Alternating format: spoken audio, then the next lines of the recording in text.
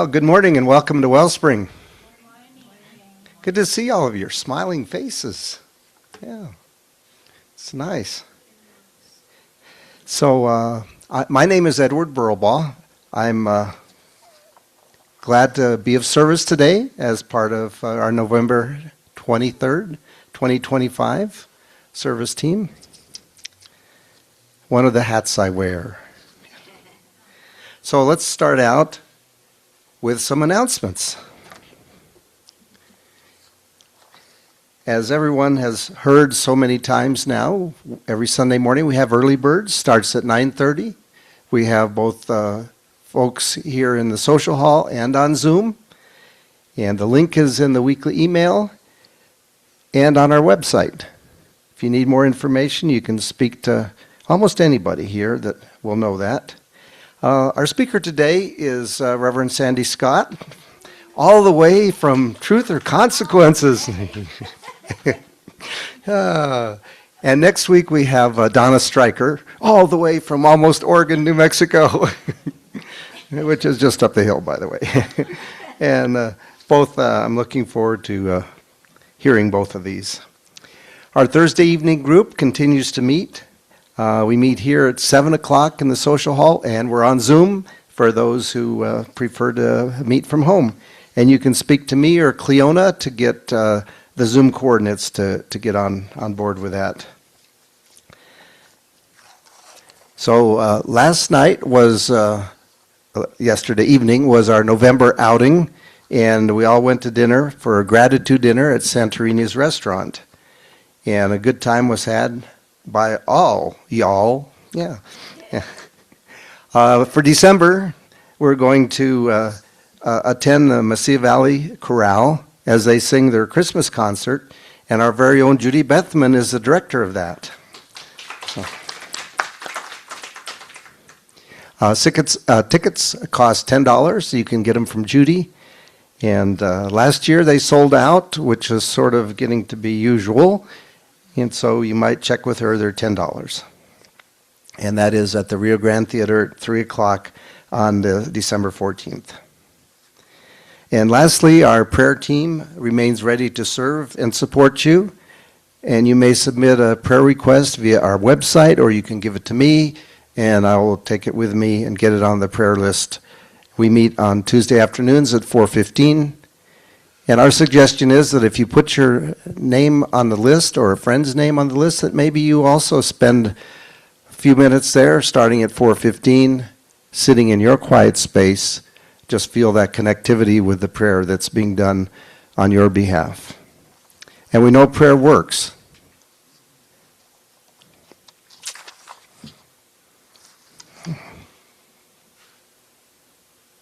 So I've been keeping up with the slides.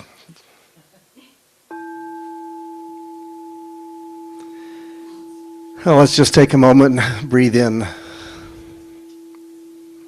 We know that spirit is all there is. In this very place, it is filled with spirit and with like-minded individuals who also acknowledge that same spirit is flowing within each and every one of them. So we just open ourselves to that loving, joyous, and peaceful energy. Sometimes we call God, or Spirit, or the universe plus.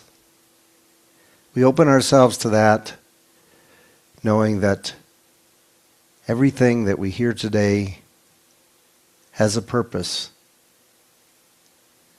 All of our experiences, as we experience what is being spoken, is exactly perfect for us right here and right now. So we give thanks for this opportunity here. Give thanks for those who are contributing to the service, knowing that all is well in the kingdom. And so it is. So let's stand for our song of joy. And Edwin will lead us on that.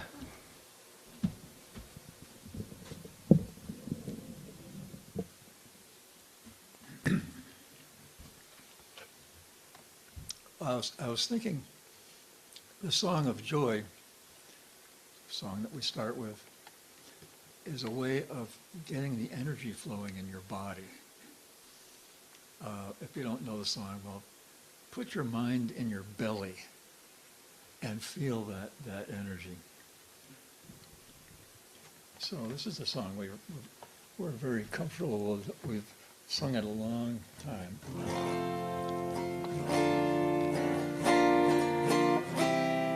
Use me, oh God, I stand before you, and here I'll abide as you show me all that I must do.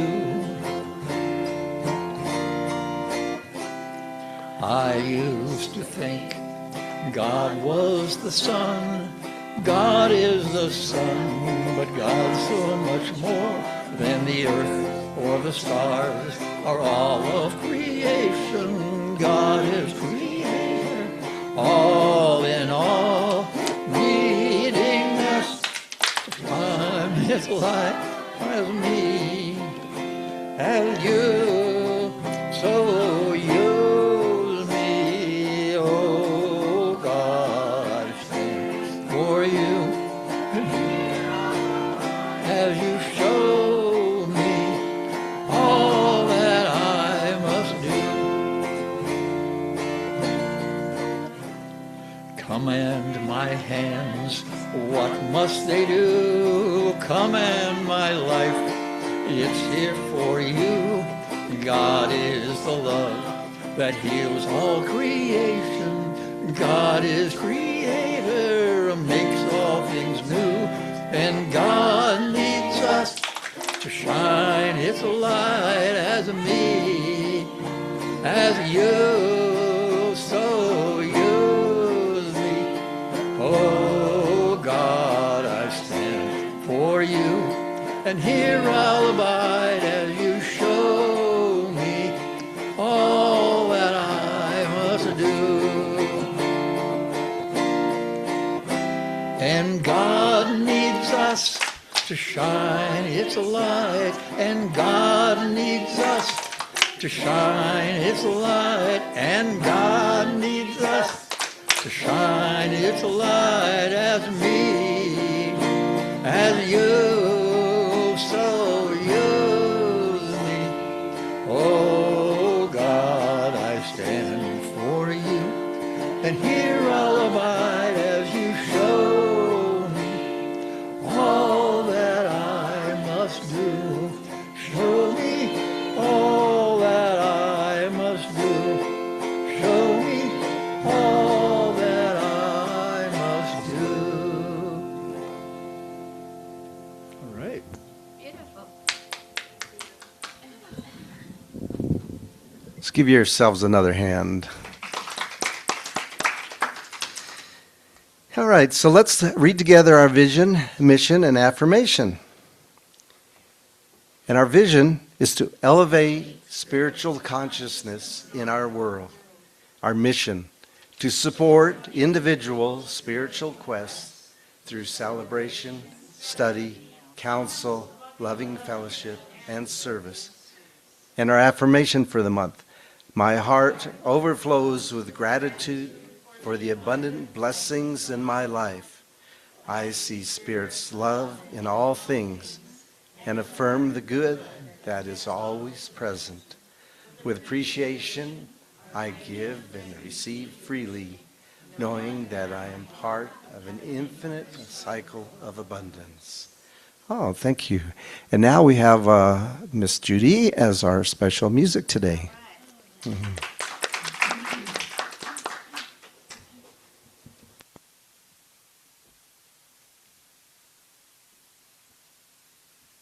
This is called Winter Solstice.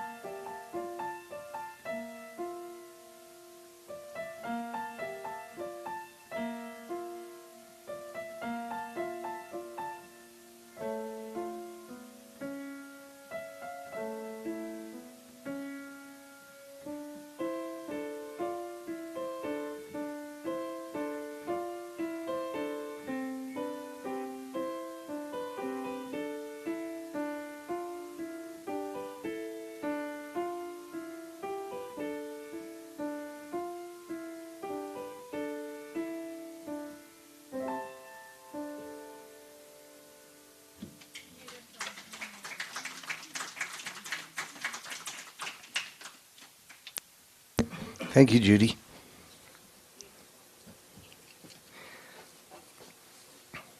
So today's reading is from this book, this thing called You. Unfortunately, there's 170 some pages, and almost every single page has kernels of wisdom in it. But this was written by Ernest Holmes, or compiled from his readings.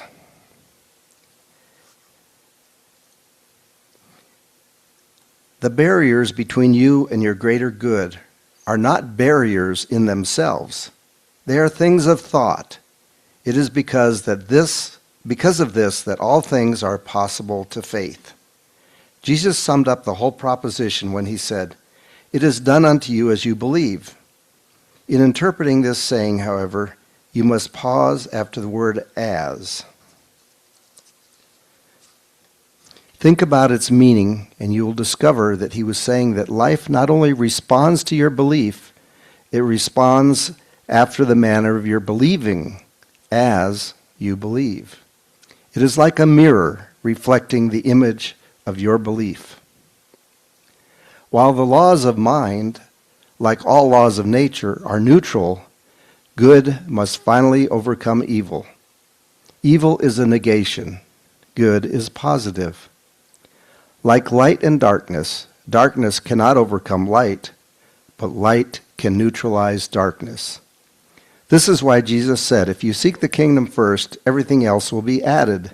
And in this, everything else is included, all things in this life that make for full livingness and joy, peace and happiness, health and harmony, and the success that rightfully belongs to a divine being. The only warning Jesus made against the use of this highest law of your being was that it should not be used destructively. For all they that take the sword shall perish with the sword. The kingdom of God contains everything that is or could be desirable. This everything already exists as a potential something to be drawn upon. You may use this potential for any good purpose, not only with certainty of success, but with safety. It is only when we use natural forces wrongly that they can destroy, and it is ordained that this destruction be of a temporary nature. You wish to use the laws of your being in such a way that they cannot bring evil to yourself or others. Therefore, you must be certain that your desire is toward more life for everyone, including yourself. If you follow this rule, you cannot use the law wrongly. There is a law of faith and belief, which is just as definite as any other law of nature. This law utilizes the creative principle of life in such a way that all lesser uses of it become submerged. This is the triumph of spirit. And so now we have our speaker for today, Reverend Sandhi.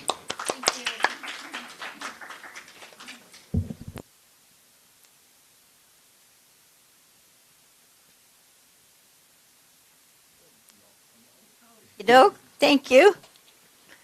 Good morning, everybody.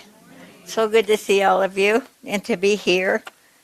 It was a glorious drive down from TRC with the golden fall colors and the mountains and different shadows. It's different every time I saw a mountain range I'd never noticed before. So I love driving down here. I love being with you once a month. It's a real honor and a privilege. And hi to the Zoomers. I keep forgetting to say hi to you. I'm glad you're here. It means a lot to all of us that you are here. You're just as important as anyone sitting in a chair. So today the topic is authenticity. And just to click on with Edwin's beautiful song. Thank you, Judy. Thank you, Brenda. James and Dean are back. Isn't that great? We have them back in the fold. Yay! Been in Colorado. So some of you know this. You can sing with me. Just a little opening, giving up, hopefully, the ego. Whoa.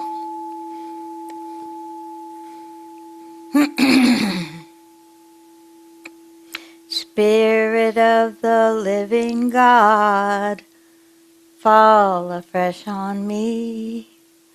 Spirit of the living God, fall afresh on me.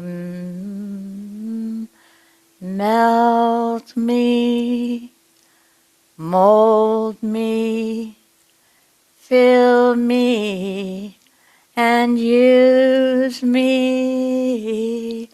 Spirit of the living God, fall afresh on me.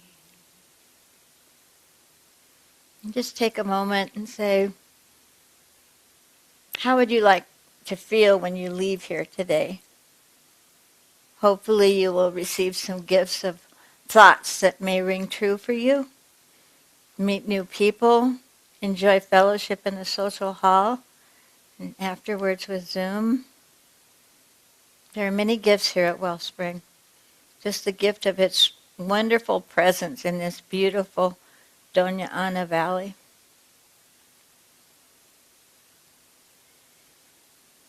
I ask to be out of the way for a message of authenticity that encourages and possibly uplifts people here today and on Zoom and whoever watches this.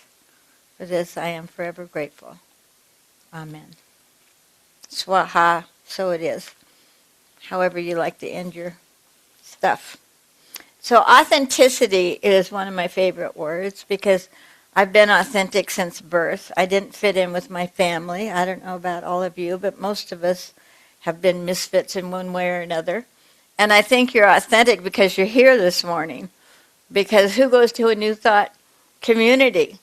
Not a lot of us, but we're mighty and we're powerful. And I feel the amazing presence in this room every time. It's just uplifting and powerful, empowering. So authenticity means, in Greek it is self-author. Authentis, self. And nentes, author. Author of self. So that to me means author of the personality.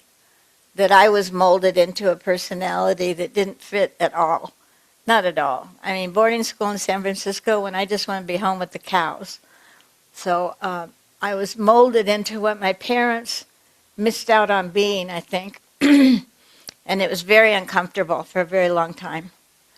And when I was 22, my father said the divorce was too expensive and I couldn't continue with my studies, so I dropped out and went to Haight-Ashbury. And that was the first time I really related to people. When I first heard Bob Dylan, I was blown away. To hear what I've been thinking was just awesome. And to be able to wear what I want to wear, like I always wear what I want to wear. I love color. I dress for joy, and hopefully you look at my clothes, not my wrinkles. So I love dressing up. I was different everywhere I went until Haight-Ashbury and then 12-step. And then I discovered Church of Religious Science in La Jolla in 1978 and became a minister ordained by Terry Cole Whitaker at the La Jolla Church and was an active minister for 43 years, which is hard to believe. So I've just been so grateful for this way of thinking, the New Thought way of thinking. The New Thought is we don't need a mediator. We don't need books. We don't need to study. I don't have to do all my studies and my meditation and my Tibetan bowl and all that stuff. I know I don't need to, but it helps me start the day. And then Terry and I usually talk in the morning and pump each other up before having. We always say, was it a feather or a forklift to get your attitude up today?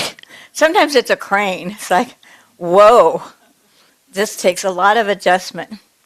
So minding the mind is my main activity that gives me a chance to enjoy the day and not react to any people, places, or things. I used to be a robotic reactionist, and now I try to have a mindful response to things and not get upset and not react and not judge. It's so hard, isn't it? I've developed the 3 C's, which is compare, criticize, and compete. 3 C's that are just very dangerous, very dangerous. And it used to be my pastime. I would instantly compare and then criticize to make myself feel better, which doesn't work, as we all know, and then to compete and deny that I'm in competition. So I met a mother and a daughter the other day when I gave a talk in Truth or Consequences, and the mother said, well, we compete. No, I don't. Yes, you do. No, I don't. Yes, I do. I thought, you're mother and daughter for sure. That's the way it goes, Denial can be a good thing. If you have a huge challenge or a life-threatening disease or something like that, denial can buy you time until you're ready to face it, embrace it, and deal. There's a saying, feel, deal, and heal. Feel, deal, and heal. Yeah, facing it is really important. So I think it's cool that authenticity means self-author. When I think of authentic people, instantly I think of Ruth Gordon. She was one of my idols. We had a Ruth Gordon look-alike club in Detroit when I was working with Marianne Williamson. We just all loved Ruth Gordon. I mean, she was so authentic. She just pulled her hair back. She just gave her best. And she was very honest, very open and free. And another one was Betty Davis, of course. I don't want to be like her, but somebody's got to be Betty Davis. When I say something sarcastic, I go, oops, oh, well, someone has to be Betty Davis. I forgive myself. I think Paul Newman was very authentic because he left Hollywood and raised his family and stayed married and made the salad dressings for charity. That was a breakaway from the usual Hollywood star that we hear about, except when I was working with AIDS in West Hollywood, I met lots of actors and movie stars that were just open-hearted and giving. Really, like Sam Elliott and Catherine Ross and that other guy. Edmund, anyway, a Mexican author that some of them would come and just do a photo op and leave. And some of them would stay and talk to people with AIDS and encourage them. It was very moving to find out that there are amazing, famous people on the planet. They're everywhere. We are everywhere. We're amazing. Do you believe that you're amazing? You are. You are amazing. Here you are, taking your Sunday morning to come here and hopefully get some pearls of wisdom that may uplift you. Because, as I say probably too many times, I believe that infinite energy expresses through me at the frequency of my thoughts. And I can lift that frequency anytime I'm willing. If I find myself contracting around something, I go, that's ridiculous. If you contract, God can't get in with a crowbar because you're so contracted around it. You're holding it close. No, I got myself into this. I have to get myself out of it. No, you don't. You don't at all. All I have to do is release it. Accept it. It's the way it is. It's no other way than the way it is. What's the best shot with what I've got? And we do our best, and when we don't, hopefully we forgive ourselves quickly. I was taught that. Tell the truth quickly, forgive yourself quickly. Quickly. Because if you're not forgiving yourself, you're blocking what you really desire, and that is love and acceptance and joy and living and comfort. I'm at 80, I'm at the highest of my joyful comfort living style. I moved to TRC. It was a surprise, and it's just been heaven. I was with one group. Authenticity has a price. It definitely has a price, because if I'm dedicated to being authentic, I had to leave the first group I met in TRC. I realized I wasn't ringing with them. It was a little too negative, too political. It's just not good for me. I say that I have an emotional budget, and politics and religion are too high-ticket an item. I can't afford them. Not on the screen. So then I joined this other group that is just amazing. And that's just from upping my thoughts, upping my thought frequency. I told you, I think, time before last, that I was going to lift up to a new frequency. And I did, and my life just got better and better and better. And I thought it was just the ultimate already when I moved up there. I love Las Cruces. It was my home for 22 years, and I give thanks for it all the time. And I love visiting it, and I love staying in touch with Terry and praying with Shirley and thinking of all of you during the week. It's like an emotional high. It's like, think of the Wellspring people. Why are you thinking about this? Why don't you think about something that lifts you? Why not? So we don't have to be afraid anymore to be ourselves. It's a matter of telling the truth quickly, but not unkindly. Like the metaphysical go to hell is, your good is elsewhere and you go to it quickly. So in this thing called You, when Edward asked what a good reading would be, I said just anything from this thing called You. This is Ernest Holmes' Pearl.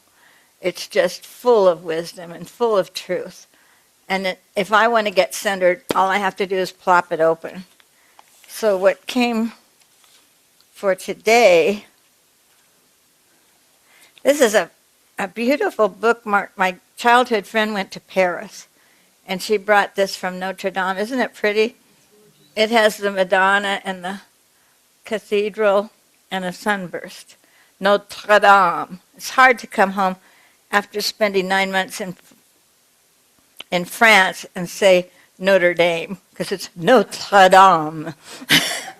I moved to Detroit and I said, it's on Gracio. They go, what are you saying? I said, Gracio Street, the big main street, in one of the main streets in Detroit. She goes, oh, you mean Gratchit? And I went, ooh, Gratchit.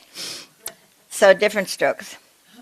This is what Ernest Holmes says in this thing called You. This is my second one. I call it my teddy bear. You exist, that divine feeling, fire, imagination, and creativity may be expressed through you.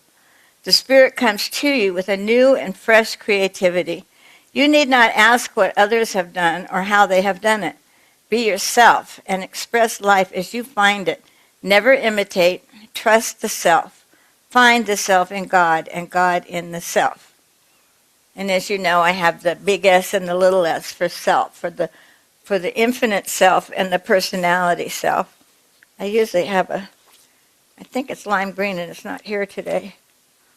But anyway, it's a big S, meaning the infinite self that we truly are, the presence, the energy that is expressing through us.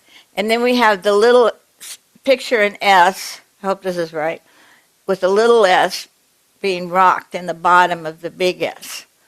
And that's the personality self. And when I let the little self just rest and relax in the high self, I'm doing just great. And I catch myself quicker and quicker. Don't you? You find yourself catching yourself and correcting immediately because you don't want to be in that contraction. It's harder to breathe. It's harder to live. It's harder to express. It's just not good. So authenticity is alignment with your own values and desires rather than conforming to external social pressures. I caved into social and family pressure totally. I was not myself at all. And then I became authentic during Haight-Ashbury and marching against Vietnam and for civil rights and Native American rights and all that stuff in the 60s. And I lived in Haight and moved into Janis Joplin's apartment when she moved out. And it was glorious. And I could relate to those people. And then I fell in love with a millionaire. And I fell from grace, moved from Northern California to Southern, and he dumped me for my sister. So that was a tough one. Because there I was in a town I'd never been in. I'd left everything in Northern California. My friends were disgusted that I would dare move to Southern California, but it was San Diego, and I fell in love with it. And I got healthier there. It was very hard at first because I had nothing.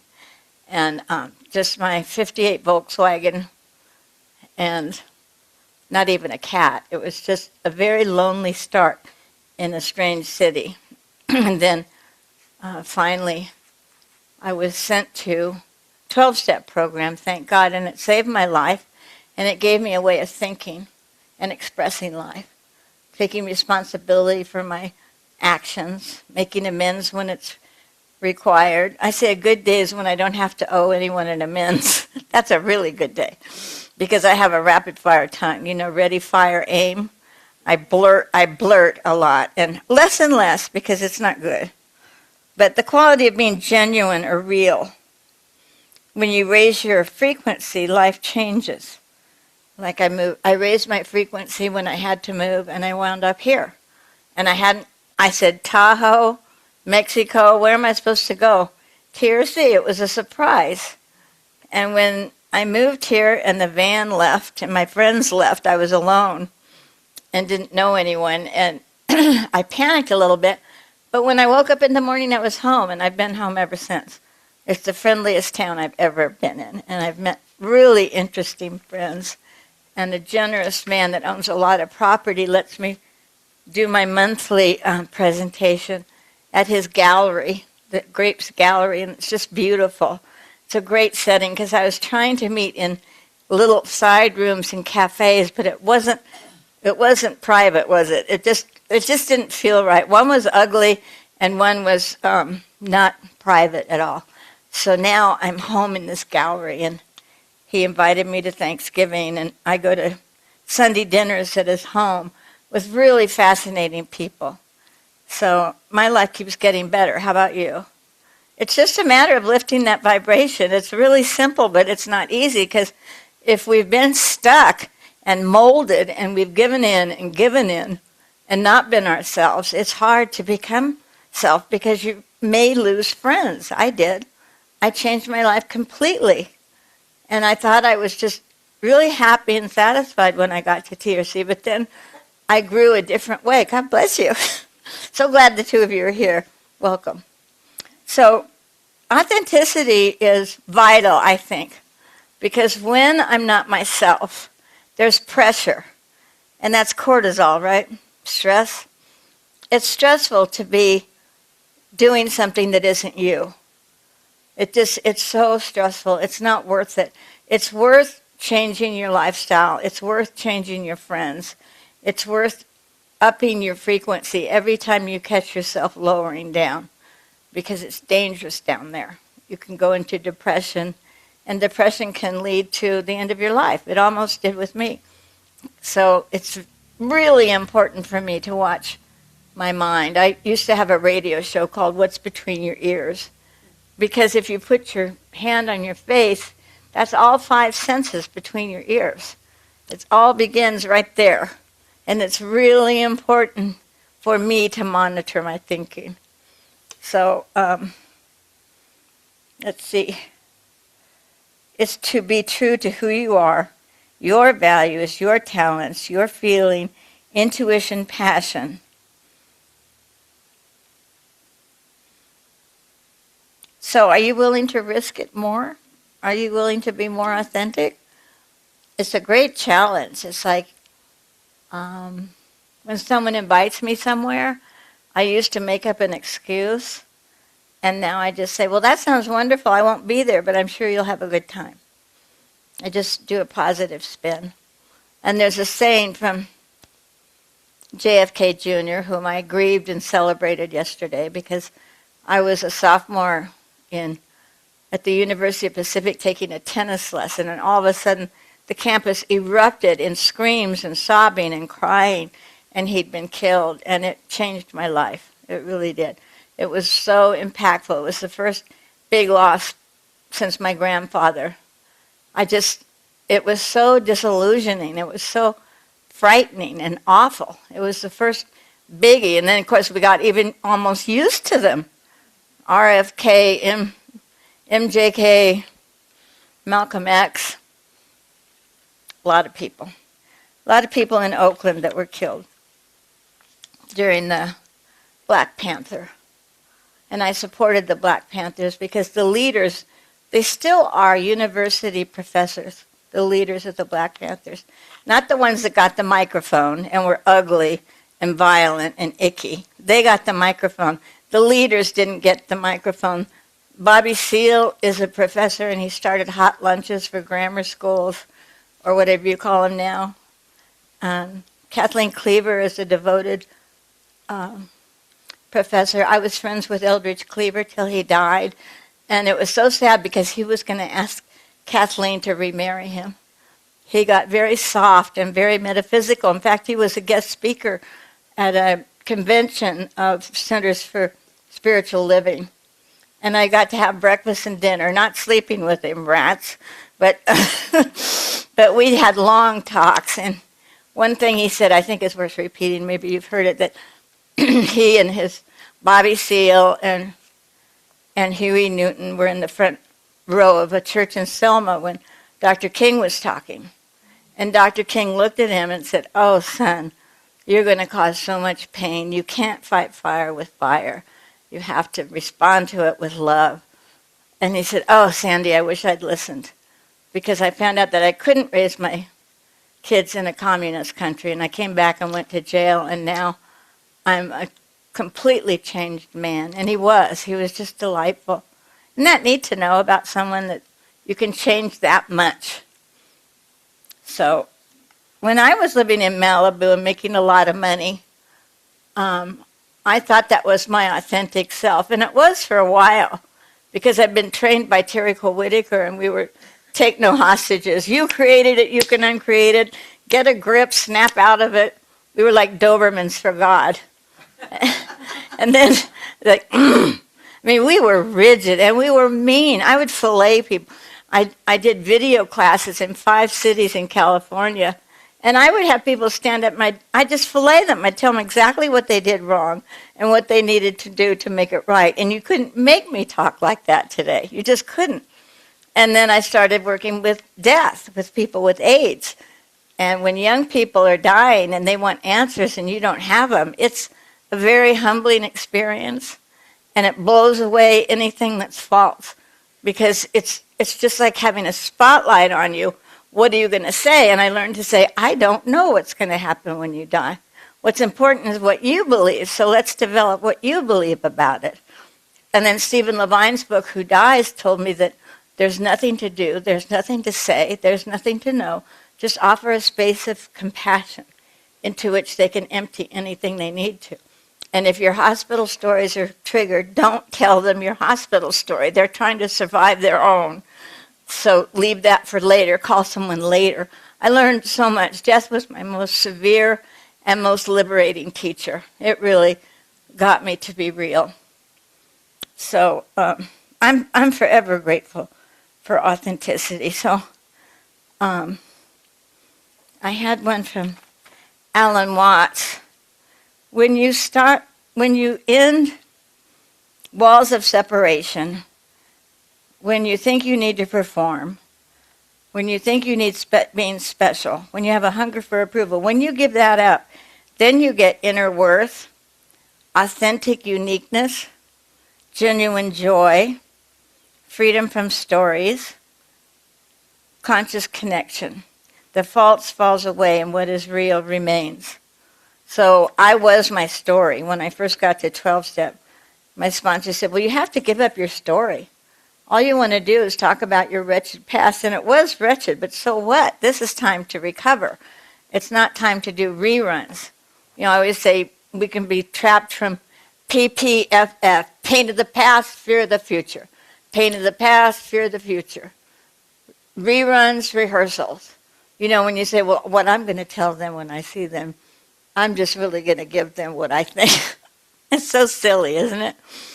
It's none of my business what anyone else thinks. So I hope I turned to the right thing. I love the Upanishads. I love the Bhagavad Gita. I love Hindu literature because it's about detachment, but loving detachment. And it's about doing the thing in front of you without worrying about the outcome, and to serve others without expectation of what it's going to bring you. So it says very simply, the personal self and the ultimate impersonal self are one. So we are one energy, and that's the unifying factor that keeps me out of trouble. I remember that I'm one with everyone, with everything, with all creation. I am one. I came from the same source. And the closest I can stay to source, the better my life is. And so the gift today is, my favorite word is Om. And to me, it's the best word because it represents the sound of the universe. So we're going to do some Oms, and I'm sorry they're so small. I ordered little Om pendants for you, but they're really small. So Take them or leave them, but we're going to do some chanting if you want to join me. Just Om. Om. Om. Om. Om. Om. Om. One more. Om. The sound M at the end is completeness. Om, 2 letters. Profound, centering, liberating, unifying, connecting. Om. One small word. So what are your thoughts about authenticity today? Who is the most authentic person in your life?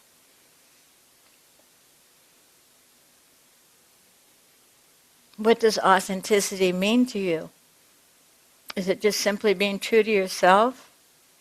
Is it transforming your life? Is it setting your personal self free to impersonal self, infinite energy, where all is possible and all is known and all is?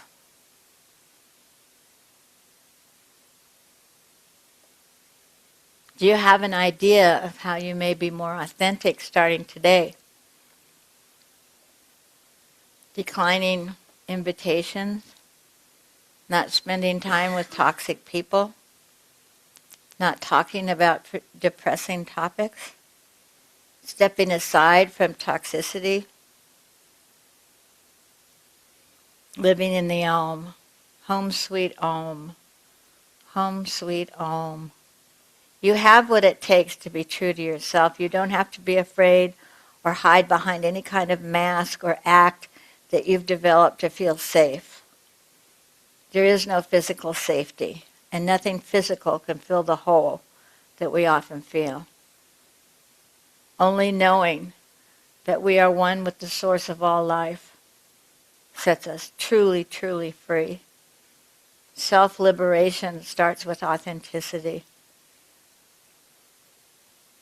Be willing, if you will, to pay the price and embrace the changes that come and stay in tune as you are suspended between not being authentic and being authentic. It can take a little while.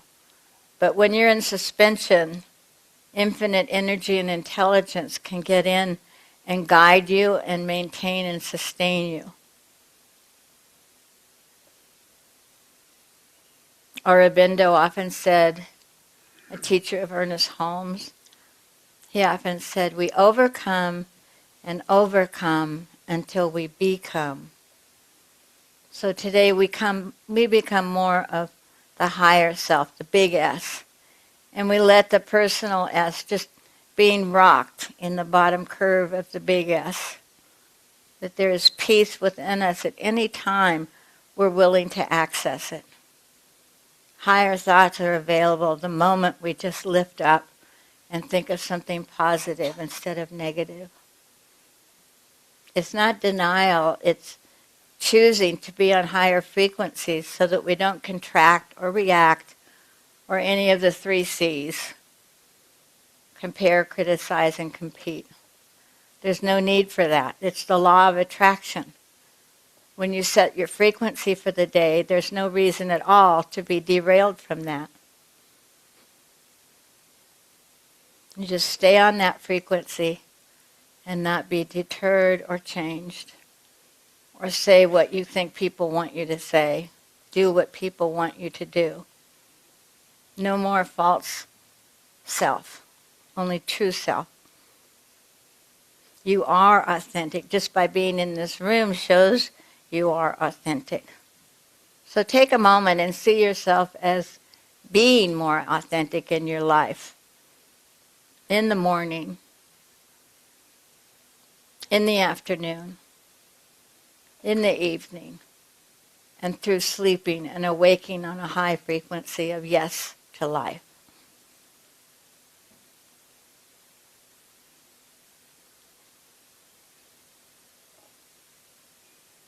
Living the higher life is total joy, comfort, and contentment. Wanting nothing to be different, wanting no one to change. Just being with what is, in the highest sense of being, in the Om of it all.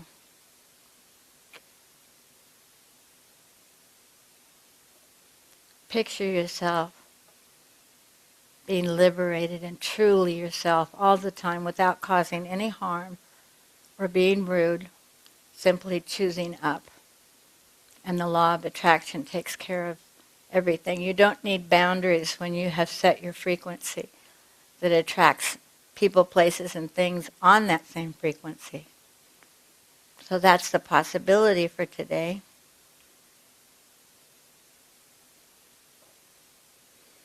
I respect every person's interpretation of what I've said. And I encourage you to interpret it for yourself.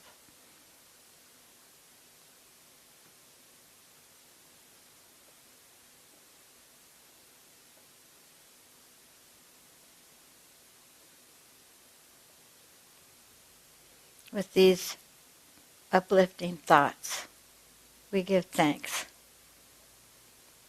and open our eyes as we are ready.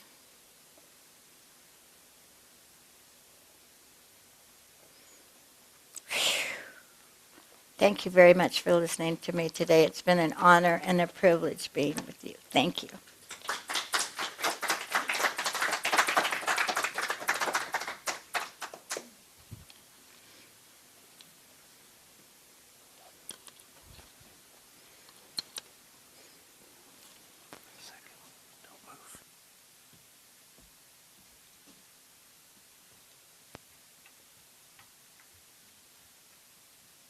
The first one was called Winter Solstice. This is called Winter Sun.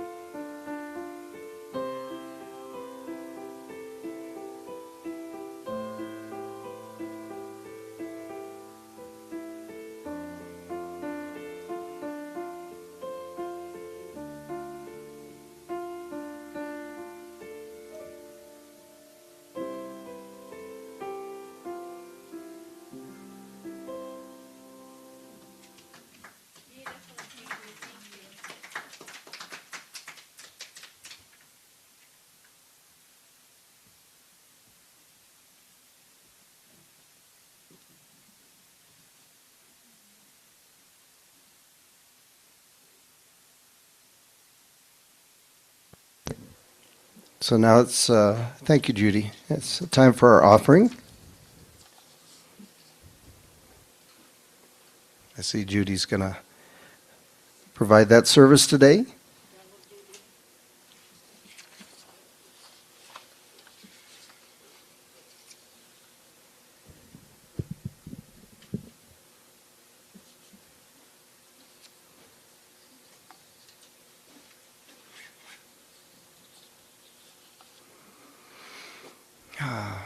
Thank you, Judy.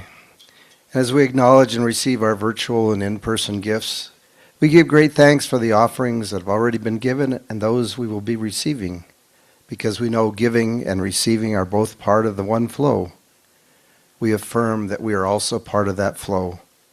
We bless these gifts and know they are multiplied throughout our community. So it is. Thank you, Judy. So there are a number of folks who have contributed to the production this morning, and we are grateful for their service. We got our tech crew in the back who's on top of it, and our musicians, both Judy and Edwin, and our speaker. Very good. And thank you. And thank you for joining us today in the land of Zoom. And those who are joining us online in the future, we know that there is no time in and space, but you will be in the now when you watch it later. So those of you who are in the sanctuary, you're invited to come across to the social hall for coffee and conversation. Oh, and ice cream today too. Wow. Okay. Oh, Jim did, huh? All right. So please stand if you're able and read with me the benediction and followed by our peace song.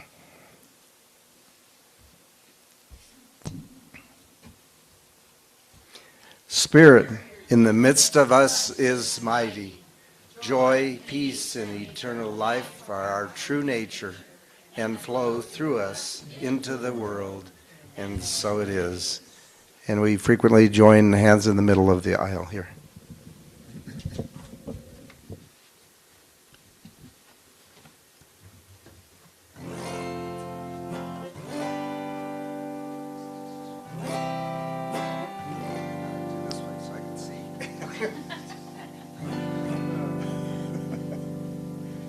Now there is peace on earth, and it has begun with me. Now there is peace on earth, a peace that was meant to be. With God as our center, united all our way. Now we walk with each other in perfect harmony. Peace has begun with me, and this is the moment now. With every step I take, let this be my joy. To take each moment and live